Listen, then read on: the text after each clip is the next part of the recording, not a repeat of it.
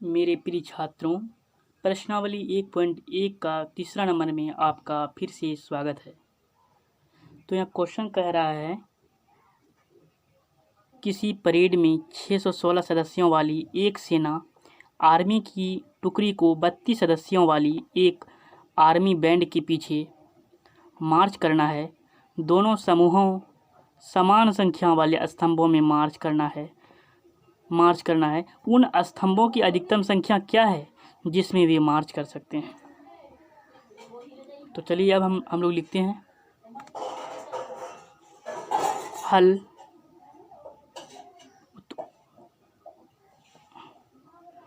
स्तंभों की अधिकतम संख्या क्या है। तो यहाँ हम लोग को कह रहा है कि स्तंभों की अधिकतम संख्या क्या है, तो हमें उन्हें ज्ञात करना है। तो स्तंभों की अधिकतम संख्या 616 है और 32 है। तो स्तंभों की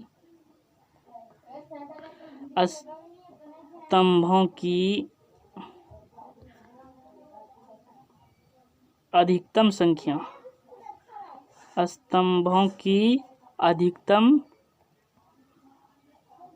संख्या बराबर 616 और 32 का HCF।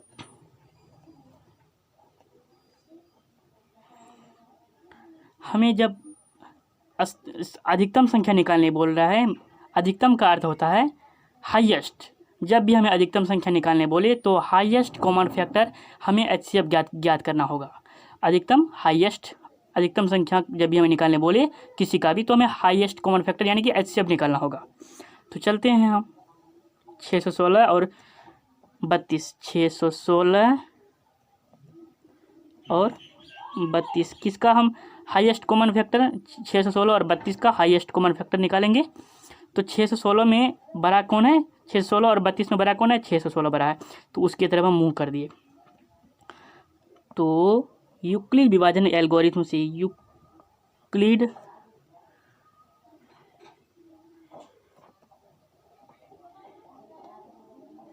विभाजन एल्गोरिथम से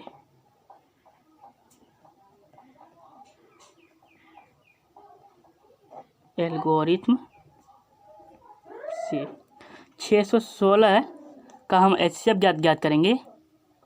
तो 616 बराबर, हम चलिए रफ में चलते हैं।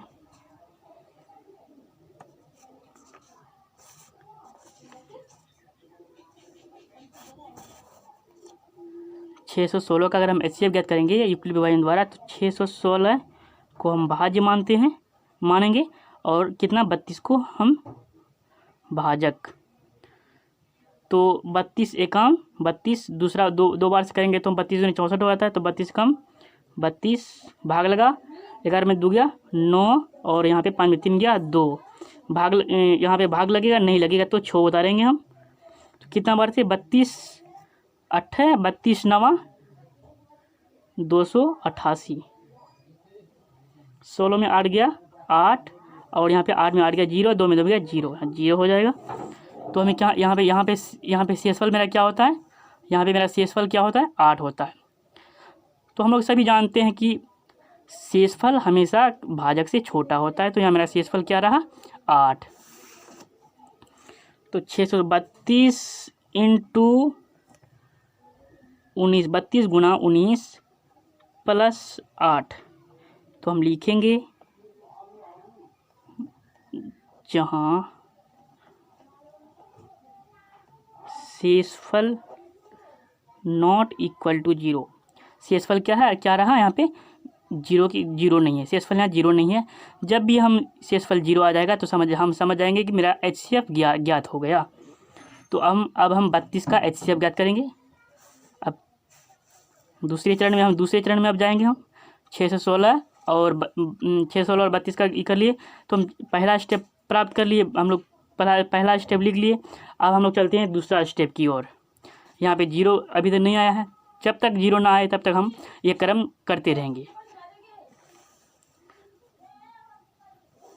तो शेषफल जो रहा 8 है, जो और पहले वाला पूर्ण वाला जो मेरा भाजक है उसको हम भाज्य में परिवर्तित करेंगे। 32, 8 चौके 32, 32 लिख देते हैं। यहाँ पे 0 आ गया।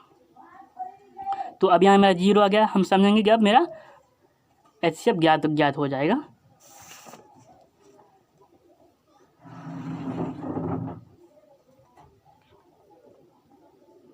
बत्तीस भाजक को ही हमको भाज्य में परिवर्तित करना है। तो 8 गुनी 4 प्लस 0। अब यहाँ हम लिखेंगे जहाँ शेषफल बराबर 0, जहाँ शेषफल बराबर 0। यही मेरा 8 जो है ना, यही मेरा ये जो भाजक है, तो यही मेरा HCF होगा। 8 ही मेरा HCF होगा। किसी भी जब हम भाजक जब हम यूक्लिड विभाजन एल्गोरिथम से निकालते हैं HCF, तो मेरा भाजक ही सिद्ध होता है। क्या HCF का वो अंक जो होता है भाजक ही सिद्ध होता है। तो 8 ही मेरा HCF होगा। तो अतः हम लिख सकते हैं या लिखेंगे, अतः 616 और 32 का HCF बराबर 8 होगा।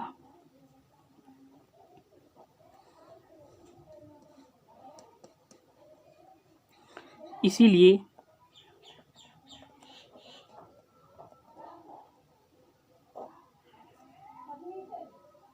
अधिकतम स्तंभों की संख्या, इसलिए क्या अधिकतम, अब मेरा निकल गया अधिकतम स्तंभों की संख्या। अधिकतम स्तंभों की संख्या बराबर निकल गया मेरा 8। यही हमें प्राप्त करना था, स्तंभों की संख्या प्राप्त करना था। तो मेरा आंसर निकल गया।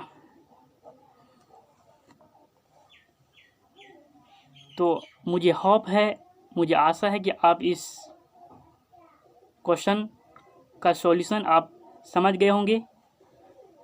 तो मेरे प्रिय दोस्तों, मेरे प्रिय छात्रों, तो अब चलते हैं हम अगले वीडियो की ओर। तो इससे पहले मैं आपसे छोटा सा रिक्वेस्ट करता हूं कि मेरी इस वीडियो को अधिक से अधिक सब्सक्राइब, लाइक और कमेंट करें। धन्यवाद।